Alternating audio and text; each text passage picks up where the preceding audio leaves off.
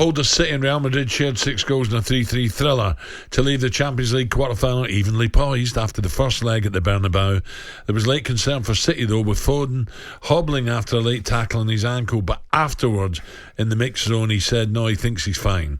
John is now telling us he's worried. His British rock legend and huge City fan, of course, Noel Gallagher. Noel, a very good morning. Morning, how are you? Oh, great. Listen, form. It's in the balance, but I fancy City, I really do. But what a game. Oh, it's unbelievable. I mean, one day the balls are going to fall, so we meet them in the final somewhere, because games recently between us two have been worthy of the final. But yeah, it was an amazing game. And then, Bernardo scoring, in the first minute was a bit like, wow, this is going to be a bit special. And the goals were incredible. It was a great game.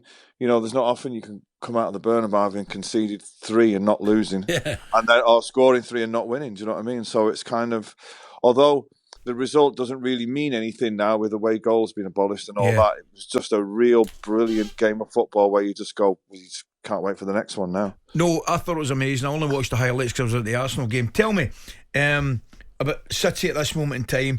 Question marks over the form of Haaland. You can discuss that. De Bruyne not starting the game, but in current form, is Phil Foden the most important player in your team at this moment in time?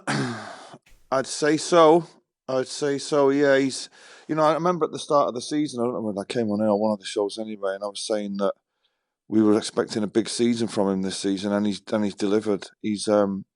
He's coming up with it in the big games as well. So he's blossoming. I think that once Pep leaves, which we hope won't be for a long, long time yet, I think his greatest legacy will be Phil Foden, because I think at the time where he wasn't playing and he was on the bench and he wasn't even in the squad sometimes, the whole of the British media was saying he has to go out on loan, and Pep was like, no, he's going to stay here with me. Yeah. And he's going to train with David Silva, and he's going to and now we're seeing this kid who's on his way to being the most decorated Man City player of all time. He's 23. Once Pep leaves let's say he leaves in 5 years, whenever it is, that kid is going to be his legacy, and we will look at him and think, well, thank God what Pep took him under his wing and made him stay and didn't send him out on loan. So he's doing it, and he's one of us, and we're immensely proud of him, And another one under his wing as well. Jack's buckled down now. Jack's getting on his game, carrying the ball brilliantly, getting free kicks.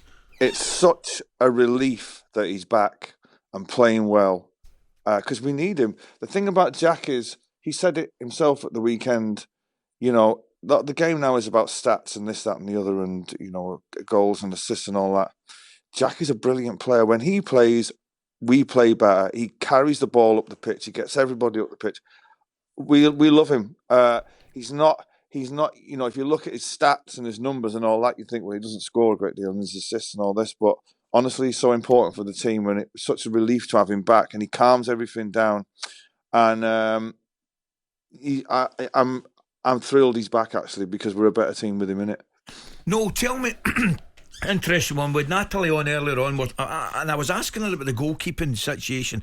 Ortega playing and obviously Ederson on the bench, and I don't want to put words in her mouth, but she was kind of hinting to me that the gap between the two goalkeepers perhaps isn't as great as I would suggest it was, because I automatically and perhaps wrongly thought that Ederson would start every game, every really important game.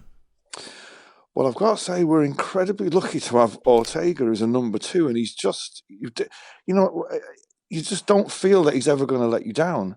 And we're going to do well to keep hold of him at the end of the season, because if I'm him, I'm going in saying, I love it here and all that, and thanks for the medals, but I need to be playing every week. I think City will do well to keep hold of him, but I've got a feeling he's going to be somebody's number 1 somewhere. But he's amazing. I mean, Edison, forget about it. He's just one of the greatest ever. But this guy never, ever, ever lets us down. You never feel anything but 100% safe with him. He's a great keeper. Every game's a cup final now. No. City, Steve just told us from Coral there that City are favourites to win the Premier League now. Is this treble definitely on? No. My God, we're conceding too many chances. I think I look at Arsenal and I think they're barely conceding a corner, let alone goals, let alone dropping points. and as you know yourself, the best defence ordinarily wins the league, and they're just not giving anything up. If I was a betting, obviously I want City to win it. If I was a betting man, I've got a sneaky suspicion that the table is going to end the way it is now, and I think Arsenal will nick it on goal difference. Wow. That's the way I see it. Because we're waiting now for the two of them to drop points, and I think I just can't. I look at Arsenal, and every week you're thinking, well, this is the time when they implode. And I'm looking at it and thinking, they're just rock solid. Well, and the stats would back you up, Noel, because I think since the start of the year, they've won 11 in the league and drawn one at your place. So those stats would back you up. Yeah. Well, look at us. We're on a 25-game unbeaten run, and we're still third. Yeah. So the quality is unbelievable. But we're well capable of winning it, and so are Liverpool. Don't count them out. But I just think we're kind of waiting for the two of them to drop point. I mean, it can all change on a weekend. I mean, I thought we were out of it until Sunday, and then United did us a favour. So you never know. But the treble, forget that. We're not going to do that. But we'll take one or the other, the league or the Champions League. But we're there. At the start of the season, I was thinking, God, if we get in the top four, it'd be great after winning the treble and all that. But we're there, and if any team's going to do it, we're going to do it. Yeah. One or two well-known faces have been slightly critical of the big fella through the middle, Erling Haaland. No, is he one of these guys that divides opinion in the respect that if he's not scoring, you're not getting an awful lot from him? Yeah, but the Pep is nobody's fool, and if he wasn't doing it for the team, he just wouldn't pick him, and that's the end of it. Yeah. We've got a World Cup winner sitting on the bench. So who are we to question Pep? I will say he doesn't tend to shine in the big games, but it's not like he's getting 6 chances a game and he's missing tap-ins. It's up to the players to put it on a plate for him. And when you get to these big games, he's up against the best defenders on the planet, right? Who are no mugs, and they know how to play him. And you feel sorry for Haaland. I was watching his body language last night when City scored and he never celebrated any of the goals, and you can see that he's getting a bit frustrated with it. But Pep is brutal. Pep Guardiola is brutal, and if he wasn't doing it for the team, or he didn't feel like he was doing it, he wouldn't even play him. So I wouldn't question Pep, but I do think that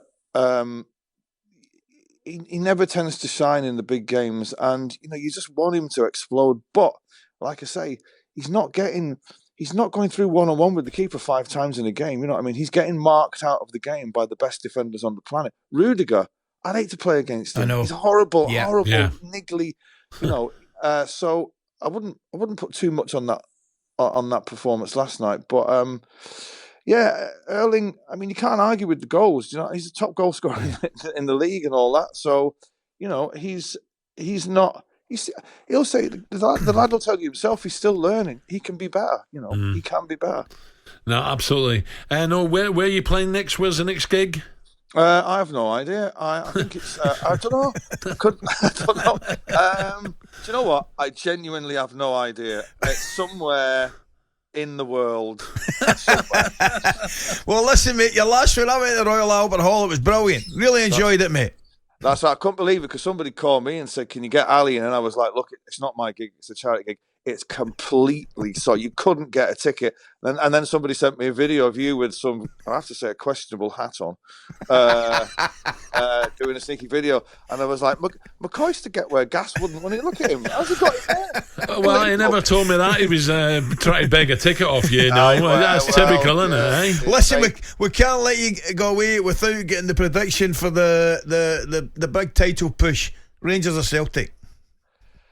What a game that was! Oh my mate. God! I thought once when Rangers had equalised and Celtic went up the other end and got it, I thought, well, that's it. But Celtic, I mean, Rangers are in the driving seat because they win the game in hand, they're ahead. But you can't call it. I mean, you can't call it. You can. 60,000 at Parkhead. You can call it. No. Yeah. Well, I'm going to go. I've got to say the boys will do it. Yeah. Yeah, nice one. That's it. We're going to end on a high note. There, mate. No, great to talk again. We look forward to next week's going to be another cracker. Thanks for that's your time, sure. mate. Yes. No worries. Have a good day. See you Noel later. Gallagher, just a one for Noel here. He says, morning, boys. No, that's a bit Ali, I better not. Just say a quick message for Noel. I'd love to thank you very much. Music was a huge part of my mum's life and helped her through her dark, tough days. Thank you very much, Noel Gallagher. There you go. Brilliant. talkSPORT Breakfast with Alan Brazil. Thursday and Friday morning, 6 till 10.